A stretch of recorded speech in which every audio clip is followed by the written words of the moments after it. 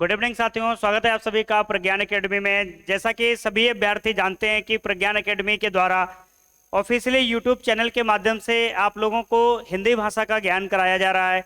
ये जो हिंदी सब्जेक्ट है आपके लिए कितना अहम है, हम हर एक दिन आपको बताते हैं कि आप जो भी प्रतियोगी परीक्षाओं की तैयारी करते हैं, जैसे आप उत्तर प्रदेश सरकार के अंतर्गत पुलिस सिपाही भर्ती देखना चाहते हैं, साथ ही साथ उपनिरीक्षक एसआई की भर्ती देखना चाहते हैं, उसके साथ साथ उत्तर प्रदेश जो पब्लिक सर्विस कमीशन है, Uttar Pradesh subordinate service selection commission है, आप उसके सब्जेक्ट में या यूपी ट्रिपल एससी में जो भी पेपर आते हैं, मैक्सिमम जो एग्जाम है उसमें हिंदी का बोलबाला रहता है। यूपीएफ की बात करें उसमें तो हिंदी का अलग ही जलवा है, 80 क्वेश्चन हिंदी के आते हैं। ठीक है, तो अगर आप प्रतियोगी परीक्षा को और धुआंधार धार देना चाहते हो, अपने जिंदगी में अपने द्वारा देखे गए सपनों को और अच्छी उड़ान देना चाहते हो, तो आप जुड़िएगा प्रज्ञान एकेडमी के साथ और करिए अपने सपने को साकार। तो अब हम बात करेंगे हिंदी में। हम लोग चर्चा कर चुके हैं, हमारे द्वारा आज चौथा क्लास है हिंदी का। पिछली 3 क्लासेस में हम लोगों ने क्या पढ़ा? हिंदी भाषा का सामान्य परिचय, व्याकरण का सामान्य परिचय, कल हमने वर्णों के ऊपर चर्चा की, स्वर व्यंजन क्या होते हैं, बहुत सारी चर्चाएं हुई उस पे। आज हम उन्हीं चर्चाओं को और आगे बढ़ाने का प्रयास करूंगा कि वर्ण हम जब पढ़ रहे थे तो वर्णों की उत्पत्ति हमने देखा, वर्णों का योग किया तो क्या बना, शब्द बना, शब्दों का योग कर दिया तो क्या बना, वाक्य बना। वर्णों का अपना कोई अर्थ नहीं होता है, जब ये जुड़ते हैं तब शब्द बनते हैं, तब जाके इनका अर्थ उत्पन्न होता है।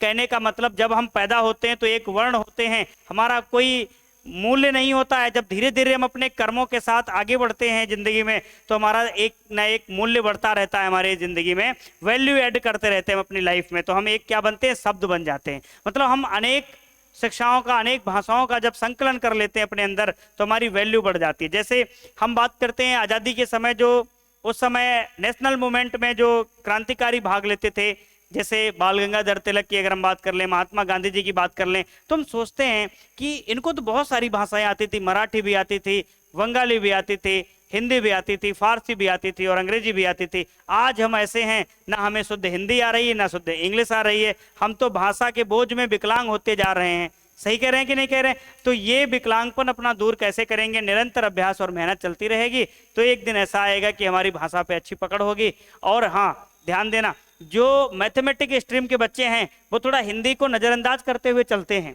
तो ये ध्यान रखना कि परीक्षा चाहे कोई भी हो, एक सब्जेक्ट ना ही आपको टॉप करा सकता है और ना ही आपको फेल करा सकता है। ठीक है, तो आप किसी भी सब्जेक्ट को हल्के में मत लेना, सब सब्जेक्ट को औसतन मेहनत करके आप आगे बढ़िएगा। तो हमारा जो टॉपिक है वर्ण, क्या टॉपिक है? वर्ण। इस वर्ण के ऊपर हम चर्चा कर रहे हैं और देख रहे हैं कि वर्णों में हम लोग क्या क्या चीजें पढ़ रहे हैं। तो कल हम लोगों ने देखा कि वर्ण के बारे में हम लोग चर्चा किए कि वर्ण कितने प्रकार के होते हैं? 2 प्रकार के होते हैं। एक तो स्वर वर्ण होते हैं, दूसरे व्यंजन वर्ण होते हैं। स्वर वर्ण और व्यंजन वर्ण। अगर हम स्वर वर्णों की बात करें तो इनकी संख्या कितनी होती है हिंदी भाषा में? 11 होती है। कितनी होती है? 11 होती है।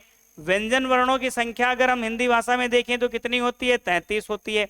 अब स्वर कौन से होते हैं ये अपने को ध्यान देना है कि स्वर कौन से होते हैं।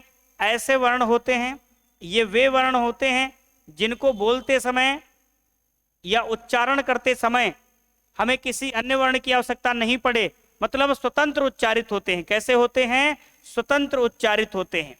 ये कल भी हम पढ़े थे, आज भी पढ़ रहे हैं, क्योंकि कुछ ऐसे बच्चे होंगे जो नए जुड़ेंगे हमसे तो वो उनको कोई प्रॉब्लम ना हो।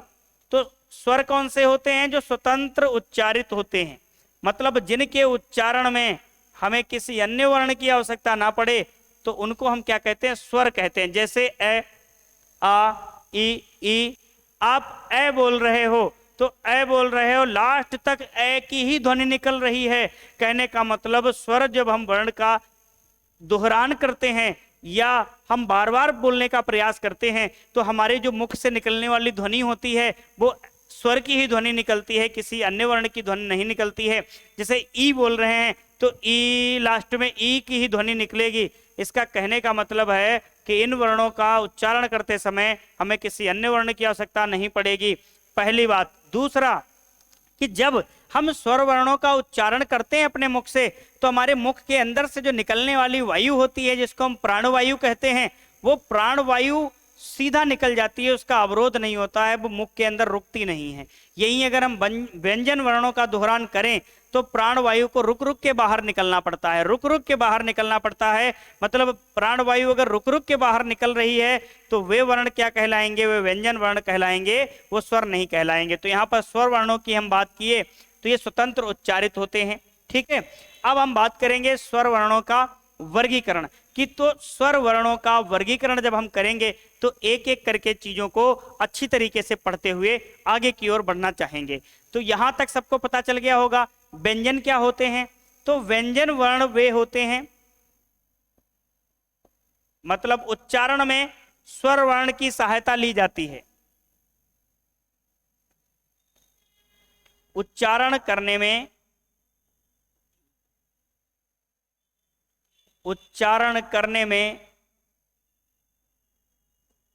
स्वर वर्णों की सहायता ली जाती है।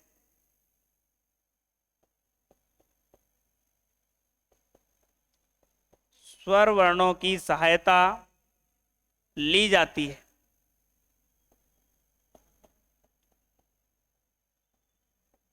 कहने का मतलब ये है कि जो व्यंजन वर्ण होंगे उनको बोलने के लिए हम कोई ना कोई स्वर वर्ण की सहायता लेंगे। उदाहरण के तौर पे मान लो हम बोल रहे हैं कोई ग वर्ण, हम क्या बोल रहे हैं? ग।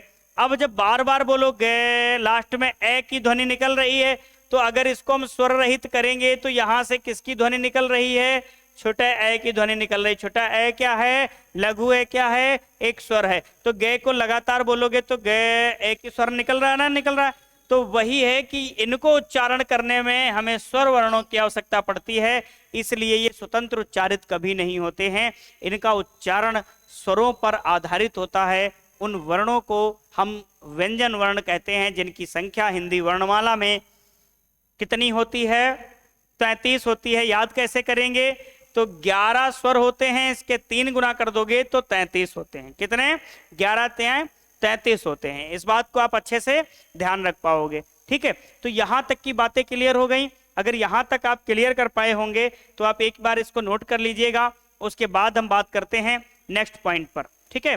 नेक्स्ट पॉइंट की ओर हम देखते हैं क्या क्या चीजें पढ़नी है हमें। फटाफट से इसको नोट कर लीजिएगा।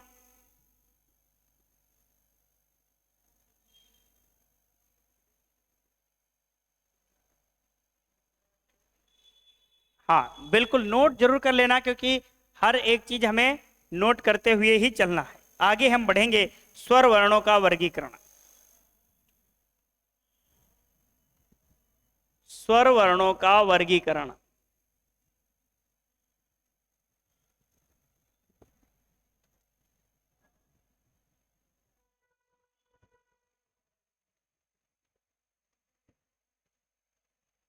तो स्वर वर्णों का वर्गीकरण जब हम पढ़ेंगे तो इसमें सबसे पहला जो हमारे दिमाग में पॉइंट आना चाहिए कि जो हम वर्गीकरण पढ़ रहे हैं इसका, तो एक चीज जरूर हमें ध्यान देना चाहिए कि कितने प्रकार से वर्गीकरण पढ़ेंगे। तो सबसे पहला नंबर 1 वर्गीकरण देखेंगे कि आखिर स्वर वर्ण होते हैं 11 होते हैं, और इन 11 को अलग अलग इनके गुण के आधार पे इनको वर्गीकृत किया गया है कि ये वाला वर्ण है तो इसका क्या गुण है, ये वाला है तो इसका क्या गुण है। तो इन बातों को विशेष ध्यान रखेंगे कि 11 को ही अब अलग अलग भागों में बांट रखा है। जैसे हमारे परिवार में कुल सदस्यों की संख्या 11 है, अब उनका अलग अलग वर्गीकरण, कुछ काले हैं, कुछ कम काले हैं, कुछ श्यावले हैं, कुछ गोरे हैं, कुछ बहुत गोरे हैं, या कुछ झगड़ालू हैं, कुछ सिंपल हैं, कुछ बहुत सीधे हैं, या कुछ मध्यम होते हैं जो स्थिति परिस्थिति के अनुसार अपना भेष बदलने वाले होते हैं, या कुछ चोर प्रवृत्ति के हैं, या कुछ दयालु प्रवृत्ति के हैं, या कुछ रिश्ते निभाने वाले हैं, या कुछ रिश्तों से दूर भागने वाले हैं। ऐसे अलग अलग परिवार के जो मेंबर हैं उनको अलग अलग उनके गुणधर्मों के आधार पे हम बांटते रहते हैं। तो यहाँ पर हम स्वर वर्णों का जब वर्गीकरण करेंगे तो सबसे पहला आएगा उच्चारण व मात्रा में लगने वाले समय के आधार पर। पहला जो आएगा उच्चारण व मात्रा में लगने वाले समय के आधार पर। उच्चारण या मात्रा में लगने वाले समय के आधार पर। मात्रा में लगने वाले समय के आधार पर।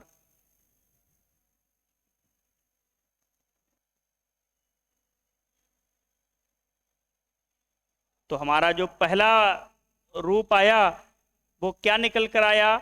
उच्चारण व मात्रा में लगने वाले समय के आधार पे हम स्वरों को क्या देखेंगे? मतलब ऐसे स्वर जिनका उच्चारण जब हम करेंगे तो उच्चारण या मात्रा में लगने वाले, सॉरी हमने क्या लिख दिया यहाँ पर, थोड़ा सही कर लेना। मात्रा व उच्चारण में लगने वाले स्वरों के आधार पे, थोड़ा इधर उधर हो गया।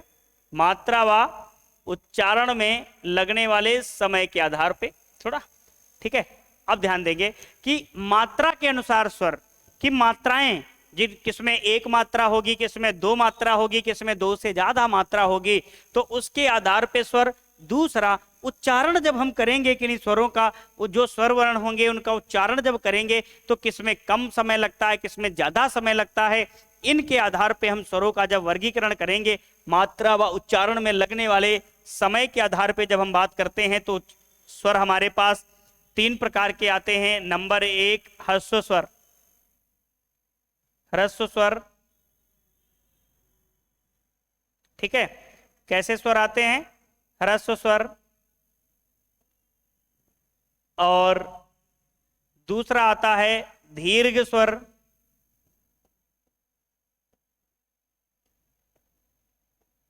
और तीसरा आता है प्लुत स्वर। प्लुत स्वर, ठीक है। तो प्लुत स्वर के बारे में बात करेंगे। तीनों प्रकार के स्वरों के बारे में बात करेंगे कि हम ह्रस्व स्वर किन्हें कहेंगे। ह्रस्व स्वर ऐसे स्वर होते हैं जिनमें एक मात्रा होती है, जिनको एक मात्रिक स्वर कहते हैं।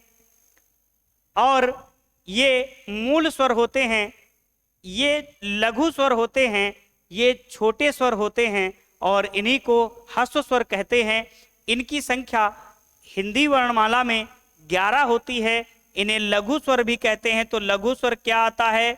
छोटा ए, छोटा ई, छोटा उ और रिर, ये क्या होते हैं?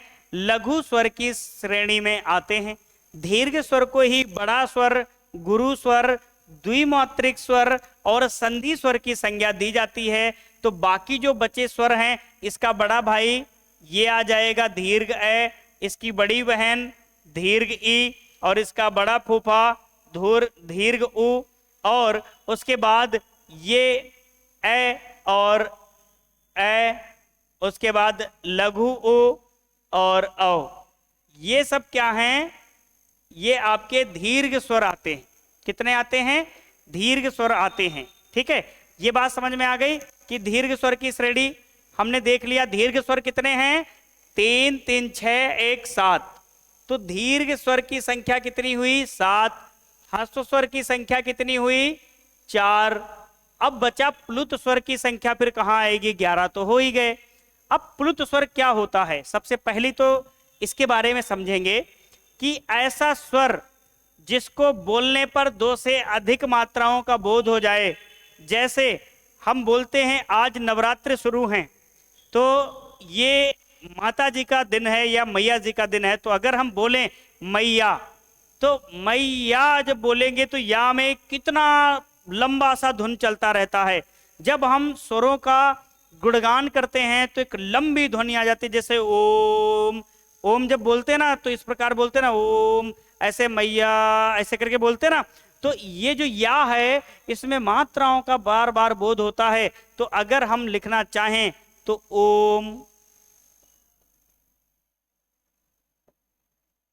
ठीक है, ओम इस प्रकार हम लिखते हैं, या हम इसको ओम इस प्रकार भी बना लेते हैं, ठीक है, इस प्रकार भी बना लेते हैं। ये ओम इस प्रकार लिखा जाएगा हिंदी में, ओम, और इस प्रकार। या हम दूसरा उदाहरण लिखते हैं जैसे मैया, मैया। तो अब यहां पर इस प्रकार से ये जो मात्राएं होती हैं, ये 2 से अधिक मात्राएं होने का बोध कराती हैं। तो कहने का मतलब प्लुत स्वर, ऐसे स्वर का जब उच्चारण करेंगे जैसे ओम, तो लंबा चलता चला जाएगा मां, तो 2 से अधिक मात्राओं का बोध होता है, जैसे मैया, भैया। ठीक है, इस प्रकार के जब हम शब्द उच्चारित करेंगे तो उनको हम प्लुत स्वर बोलते हैं। इनकी संख्या कितनी होती है? तो प्लुत स्वर की संख्या होती है, एक तो आता है ओम, ठीक है, उसके बाद 7 आते हैं दीर्घ स्वर। क्या आते हैं? 7 आते हैं दीर्घ स्वर। तो ये कई बार पूछा गया कि प्लुत स्वर की संख्या कितनी होती है? तो 8 होती है। कितनी होती है? 8 होती है। तो प्लुत स्वर की संख्या अगर पूछे तो कितना लगाओगे? 8 होती है। उदाहरण पूछे तो ओम, ओम सबसे अच्छा उदाहरण होता है। उसके बाद मैया, ये भी लिखा मिल सकता है। ठीक है, तो ओम जब बोलोगे तो 1 से अधिक मात्राओं का होने का बोध होता है, तो इसको प्लुत स्वर कहते हैं। यहां पर हमने सिर्फ जानकारी हासिल की किसकी? ह्रस्व स्वर, दीर्घ स्वर और प्लुत स्वर की। अब इन्हीं को अन्य नामों से भी जानते हैं, तो आगे हम पढ़ेंगे। पहले आप इनको इतना लिख लीजिएगा कि ह्रस्व स्वर क्या होते हैं, दीर्घ स्वर क्या होते हैं और प्लुत स्वर क्या होते हैं। ठीक है, आप इसको नोट करते रहिए, फिर हम ह्रस्व स्वर के अन्य नाम, दीर्घ स्वर के अन्य नाम लिखाते हैं। फटाफट से नोट कर लीजिएगा। समझ में ना आए तुरंत मैसेज डालना कि हमें ये समझ में नहीं आ रहा है। ठीक है, वैसे समझ में आ जाएगा अगर आप समझने के मूड में क्लास ले रहे होगे। ठीक है, अगर नहीं मूड में ले रहे होगे समझने के तो नहीं आएगा। फिर वही होगा कि भैंस के आगे बीन बजाए भैंस खड़ी पगुराए। तो अब हम बात करते हैं ह्रस्व स्वर।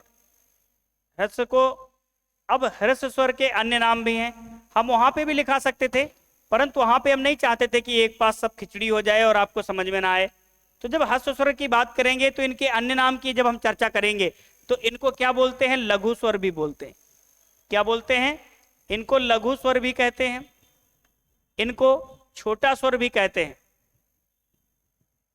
क्या बोलते हैं? छोटा स्वर।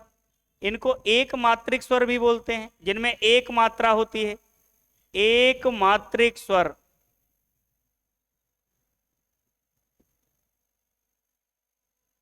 ठीक है, उसके बाद हम इनको मूल स्वर भी कहते हैं। क्या कहते हैं? मूल स्वर की संख्या में भी, श्रेणी में भी डालते हैं इनको। तो ह्रस्व स्वर के अन्य नाम हम इस प्रकार देख लिए कि इनको लघु स्वर, छोटा स्वर, एक मात्रिक स्वर और मूल स्वर के रूप में भी हम इनको जानते हैं। यहां तक बात आ गई समझ में? अब हम बात करते हैं कि दीर्घ स्वर को भी ऐसे ही कुछ नामों से जानते हैं।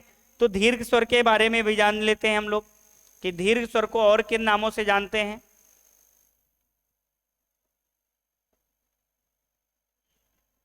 तो दीर्घ स्वर की बात करते हैं। दीर्घ स्वर, यहां पर लघु स्वर लिखे तो इसको क्या लिख सकते हैं? गुरु स्वर। और छोटा स्वर लिखे तो इसकी जगह पे क्या आ जाएगा? बड़ा स्वर। और एक मात्रिक स्वर लिखे यहां पर द्विमात्रिक स्वर, द्विमात्रिक स्वर आ जाएगा। और मूल स्वर लिखे तो यहां पर संधि स्वर आ जाएगा। तो अगर पूछे कि संधि स्वर कौन होता है तो दीर्घ स्वर होता है। दीर्घ स्वर को हम क्या कहते हैं? संधि स्वर की श्रेणी में रखते हैं। अब आता है प्लुत स्वर। क्या आता है? प्लुत स्वर आता है एक।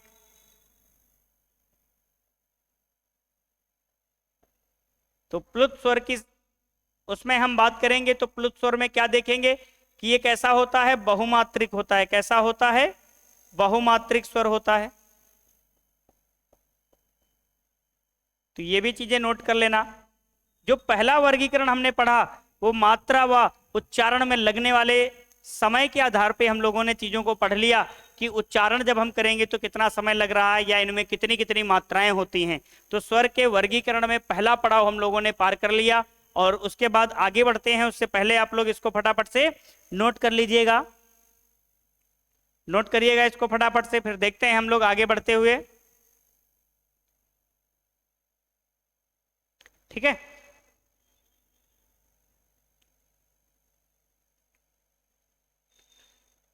ये ह्रस्व स्वर और दीर्घ स्वर के उपनाम लिखा है। जैसे आप लोगों के उपनाम नहीं होते हैं, जैसे किसी का घर में नाम होगा मोटा, गोलू, कलुआ, होता ना? आप लोगों के घर में है भूरा, भोला, ऐसे नाम होते हैं। चिंकी, मिंकी, कुत्तों के नाम रखते हैं ना हम लोग।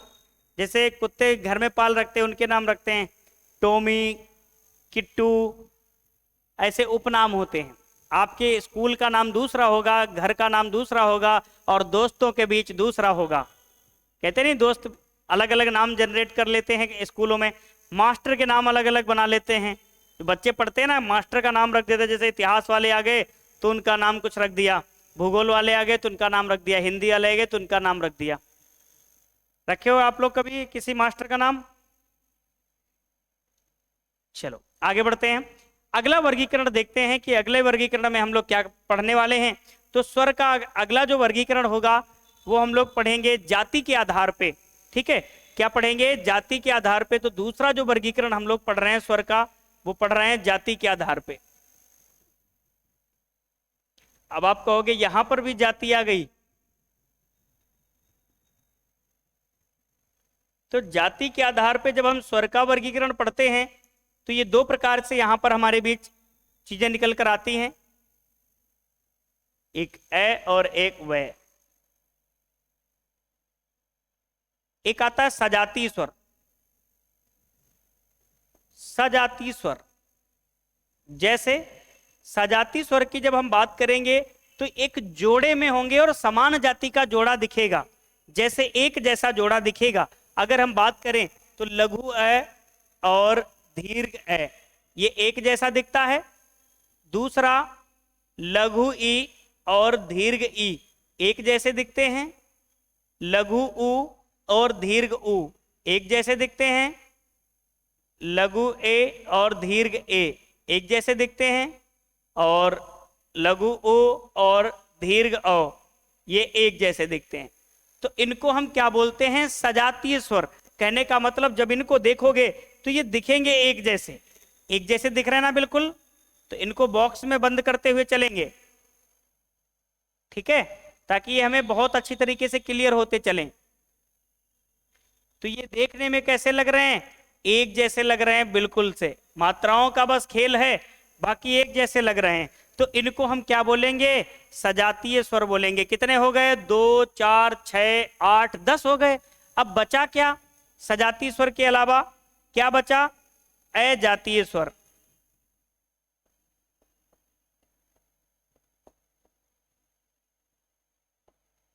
तो अजातीय स्वर क्या होगा भैया? ये तो हमने सजातीय स्वर पढ़ लिया। अजातीय स्वर क्या होगा? जो समान जाति से संबंधित नहीं होगा। तो जैसे हम बात करें तो क्या होगा? ऋर होगा। होगा कि नहीं होगा? ठीक है, ऋर होगा। ये एक जैसा योग नहीं कर रहा है, ठीक है, सजातीय स्वर नहीं है, ये अजातीय स्वर की श्रेणी में आता है। अब हम बहुत से ऐसे जोड़े बना सकते हैं, छोटे ए और छोटे ई का जोड़ा बना लेंगे, वो सजातीय स्वर नहीं होगा। परंतु यहां पर एक जैसी जाति के जोड़े हमने देख लिया, ठीक है, ये होता है अजातीय स्वर ऋर। इसका जैसा कोई दूसरा नहीं मिलता है। तो इसको देख लेंगे फटाफट से, इसको नोट कर लीजिएगा फटाफट से।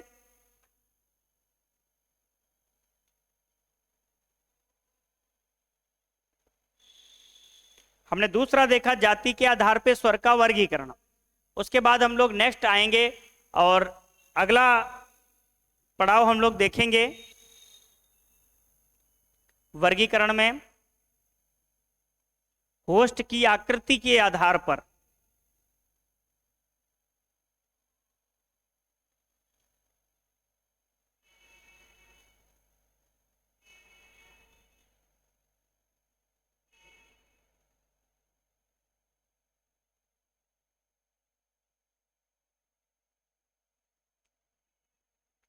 स्वर से क्वेश्चन आता है, ठीक है, वर्गीकरण से क्वेश्चन आ जाता है।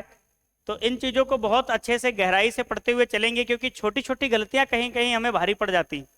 हम बहुत सारी चीजें कठिन कठिन चीजें याद कर लेते हैं और छोटी छोटी चीजों में कंफ्यूज रहते हैं।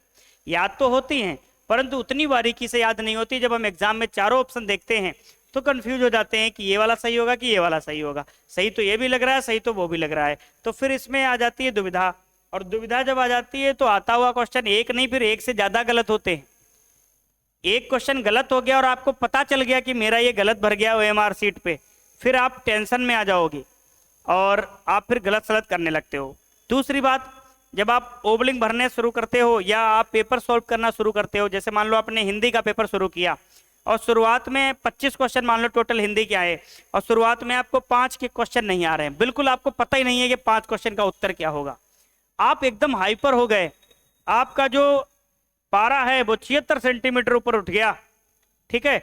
अब क्या होगा कि आपने सोचा कि इन 5 क्वेश्चन में तो मुझे कुछ आ ही नहीं रहा, आगे तो मेरा कुछ होगा ही नहीं, मैं तो गया काम से, मेरा सत्यानाश हो गया, और आप पेपर का तहस नहस कर देते हो।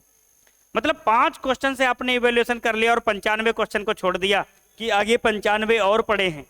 कहने का मतलब थोड़ा सा आप विचलित हुए पेपर देखकर और आप अपने आपा खो दिए। लास्ट तक धैर्य पूर्वक देखना है। कहने का मतलब अगर आप T20 मैच खेल रहे हो तो 20वें ओवर की लास्ट गेंद तक आपको बैटिंग करना है। अगर आप लक्ष्य का पीछा कर रहे हो, पहली इनिंग खेल रहे हो, तो 20वें ओवर की लास्ट गेंद तक खेलने का प्रयास करो, क्योंकि आप शुरुआत के अगर 5 क्वेश्चन देख के घबरा गए तो समझ लेना कहीं ना कहीं आपका नुकसान हो सकता है। पेपर को हल करो, पेपर को अपने ऊपर हावी मत होने दो। हिंदी ऐसा सब्जेक्ट है, मैं चाहूंगा कि कोशिश करूंगा कि आपके पूरे में पूरे नंबर आ जाएं, क्योंकि ये मान लो थोड़ा सा मेहनत करने पर अगर हमारे बेनिफिट होता है तो हम क्यों ना बेनिफिट ले लें। जैसे बाकी सब्जेक्ट में हम जितनी मेहनत करते हैं उससे थोड़ा कम करेंगे इधर। तीसरा जो वर्गीकरण है वो है होस्ट की आकृति के आधार पे। होस्ट की आकृति के आधार पे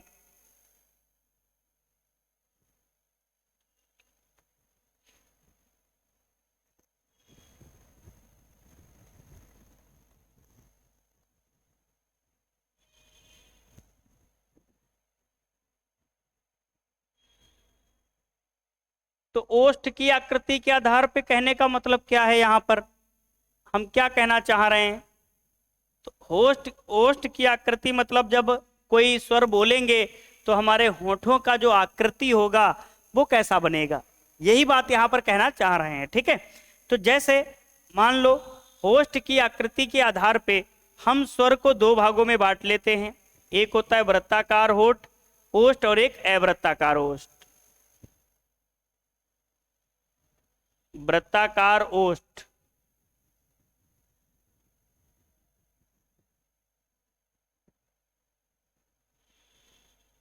और दूसरा होता है अवृत्ताकार ओष्ठ।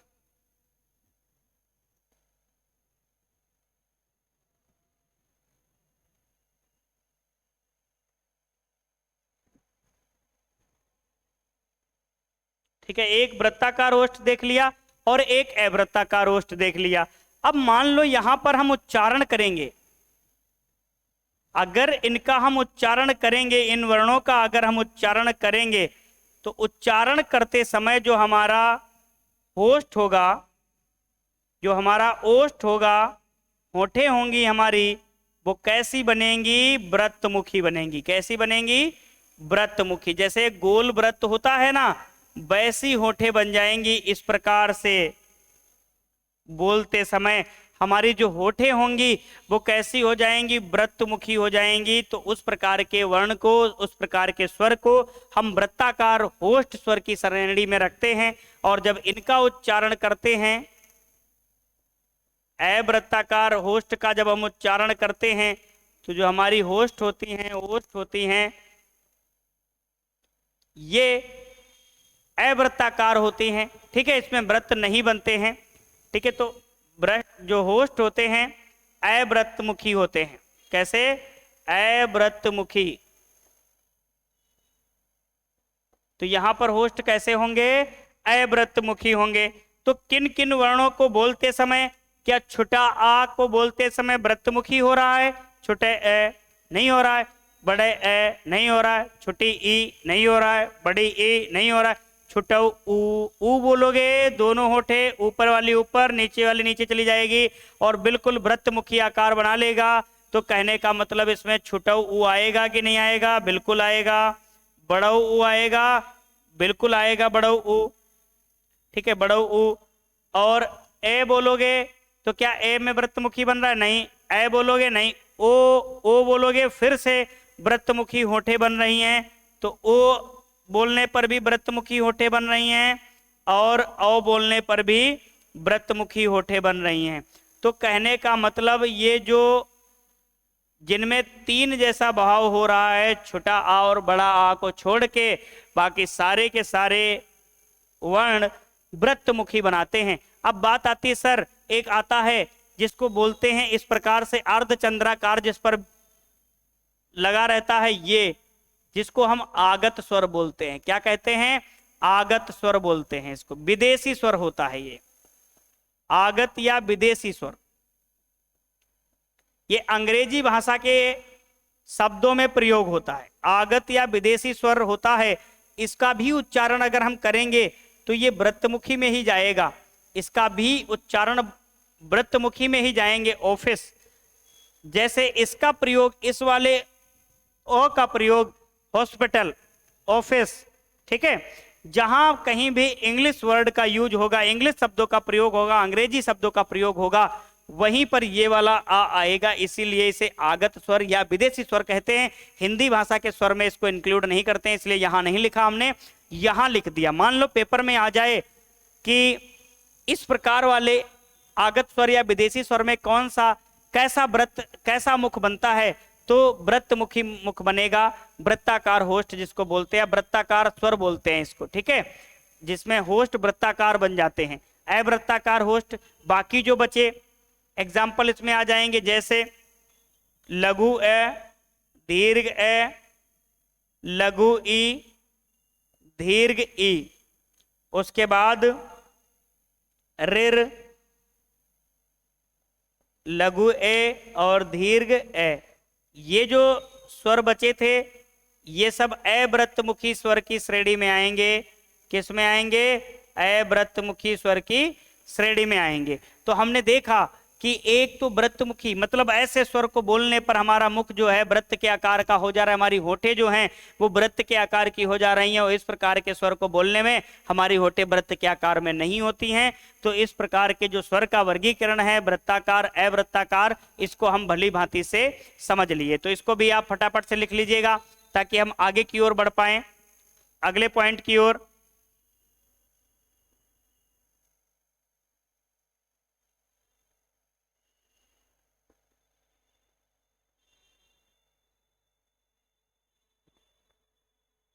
फटाफट से आप इसको नोट कर लीजिएगा।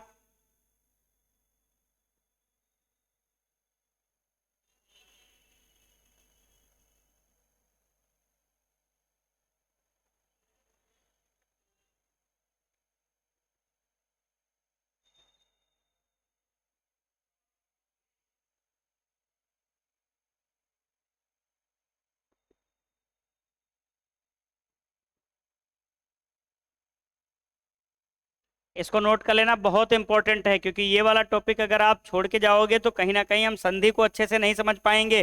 क्योंकि संधि में जब हम पढ़ाएंगे दीर्घ संधि और गुण संधि, यड़ संधि, अयादि संधि वगैरह, तो वहां पर ये वर्णमाला का योग होगा, वर्णमाला का दोहरान होगा। ये बिना वर्णमाला सीखे हम संधि को नहीं सीख पाएंगे, और जब तक हम संधि को सीख नहीं पाएंगे क्वेश्चन अक्सर हम गलत करके आएंगे। अभी जैसे जेल वार्डन का पेपर हुआ था, ठीक है, तो जेल वार्डन में एक संधि का विच्छेद आया था, तो उसमें बहुत से बच्चे कंफ्यूज हो गए थे कि सर इसमें क्या होगा, ठीक है। तो जैसे अभयारण्य, बहुत जगह गलत शब्द आ जाता है संधि विच्छेद का, या मूसलाधार वर्षा का संधि विच्छेद आ जाता है, केवल मूसलाधार लिख देते, दीनानाथ, विश्वामित्र, ऐसे कुछ अपवाद होते हैं जिनमें दीर्घाकरण होता है। तो उनको भी सब सीखते हुए हम लोग चलेंगे, वर्णमाला पढ़ेंगे, फिर हम संधि पढ़ेंगे, उसके बाद आगे उपसर्ग, प्रत्यय, तत्सम, तद्भव वगैरह, ये सारी चीजों को पढ़ते हुए लगभग हिंदी को इतनी आसान बनाना है, अपने को यही प्रयास करना है कि रटना ना पड़े। जैसे ये अपना चौथा क्लास है, इसमें एक भी ऐसी चीज हमने आपको नहीं बताई कि आप बिना रटे नहीं कर सकते हो, क्योंकि जब पेपर का लेवल बढ़ेगा तो रटने वाले बच्चे वहीं के धरे धरे रह जाएंगे। समझ अगर आप विकसित नहीं करोगे किसी भी चीज में तो प्रॉब्लम आ जाएगी। जैसे यहाँ पर वृत्ताकार है, आप रटने बैठ जाओगे, कहाँ तक रटोगे, क्योंकि वर्णमाला में है तो लेटर आपके मैक्सिमम 56 तक आप पढ़ोगे, 56, 52, ठीक है, परंतु आप यहाँ पर ये आप देखो वृत्ताकार की बात कर रहा है तो मतलब वृत्त के आकार के होठ होंगे। अब 11 ही लेटर तो आपको बोलने हैं, 11 लेटर बोल के देख लो तुरंत 2 मिनट में कि वृत्ता के आकार के बन रहे हैं कि नहीं बन रहे। ये जो वर्णमाला है ये कोई विषय नहीं है, ये किसी भी उम्र का व्यक्ति सीख सकता है अपने प्रैक्टिकल करके। ये सब प्रैक्टिकल है, पेपर में जब कभी क्वेश्चन आता है तो प्रैक्टिकल करके सीखो। जब मुझे हिंदी नहीं आती थी, एक समय था, तो हम प्रैक्टिकल करके ही इन चीजों को सही करते थे, ठीक है, कि अगर वर्णमाला से क्वेश्चन आ गया तो मैं प्रैक्टिकल करता था। 1 मिनट लगता था पेपर में प्रैक्टिकल करते हुए, ठीक है। हाँ, तेज नहीं बोलना, नहीं तो फिर एग्जामिनर होता है प्रॉब्लम करेगा आपको। तो आप प्रैक्टिकल करके भी इसको सही कर सकते हो। आगे हम बढ़े, स्वर का अगला वर्गीकरण पढ़ें। चलिए आगे हम देखते हैं जीव की क्रियाशीलता के आधार पे। चौथा जो वर्गीकरण है और बहुत अहम है, बहुत इंपॉर्टेंट है, जीव की क्रियाशीलता के आधार पे।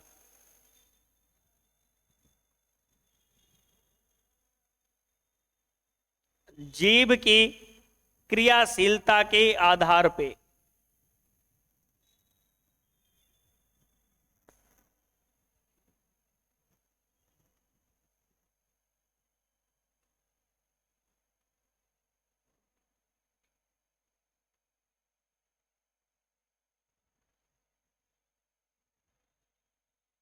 ठीक है, अब जीव की क्रियाशीलता के आधार पे अगर हम बात करें तो जैसे मान लो किसी भी व्यक्ति की जीभ का अगर हम आकार देखें तो इस प्रकार से जीभ होता है कि नहीं होता है, इस प्रकार से जीभ होता है।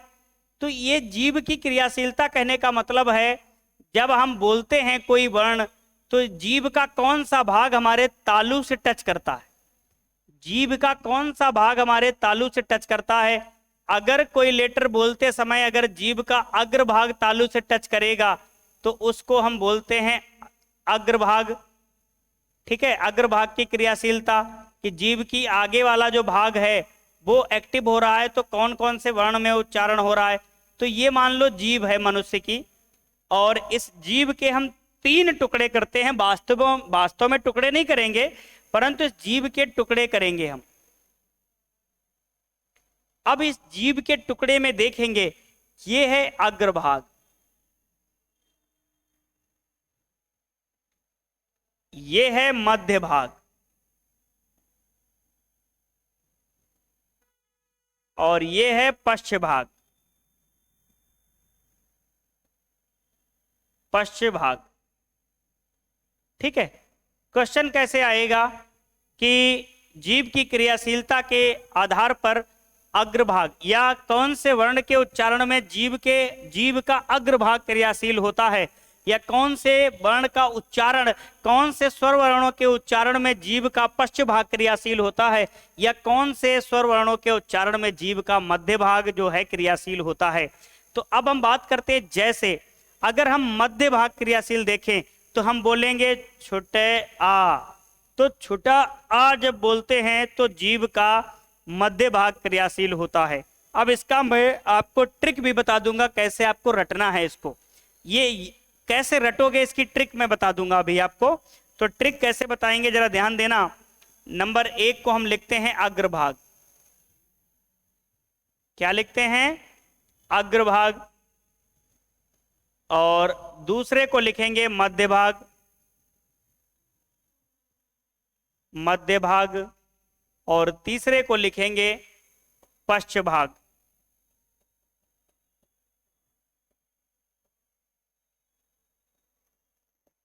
क्या लिखेंगे? पश्च भाग लिखेंगे। ठीक है, अब हम आपको बताएंगे कि कैसे याद करना है इसको। तो देखो, हिंदी वर्णमाला में हिंदी वर्णमाला में मैथमेटिक्स गणित के 3, जैसे 1 2 3 लिखते हैं ना, तो गणित का जो 3 होता है, हिंदी वर्णमाला में गणित का जो 3 होता है, गणित के 3 के आकार जैसे कितने वर्ण बनते हैं? एक तो छोटा ए बनता है, बड़ा ए बनता है, छोटा ऊ बनता है, बड़ा ऊ बनता है, ओ बनता है और औ बनता है। इतने बनते हैं कि नहीं बनते हैं? ये है गणित का 3। तो गणित के 3 की तरह इतने वर्णमाला में लेटर बनते हैं। तो इसमें से छोटे ए को उठा लो आप, छोटे ए मध्य भाग में आ जाएगा। बाकी जितने 3 के आकार के लेटर हैं, 3 के आकार के वर्ण हैं, जैसे गणित में लिखते नहीं 1 2 3, तो 3 के जैसे कितने अक्षर बचे? बड़ा आ बचा, छोटा ओ बचा, बड़ा ओ बचा, ओ बचा और औ बचा। तो अब हमने कितने स्वर का वर्गीकरण कर लिया? हमने कहा कि गणित के 3 के जैसा इतने सारे लेटर बन जाते हैं। कि जैसे हम गणित में 3 लिखते हैं वैसे हिंदी वर्णमाला में कुछ लेटर लिखते हैं, जैसे 1 2 3 4 5 6। 11 में हमने 6 का निर्माण कर लिया, 6 को हमने निपटा दिया 3 के जैसा बना के, तो उसमें 1 को हमने निपटा दिया मध्य भाग में। जितने 3 के आकार के बन रहे थे उनमें से हमने लघु ए को उठा के मध्य भाग में चिपका दिया, बाकी बच्चों को पीछे भेज दिया कि पश्च भाग की ओर जाओ।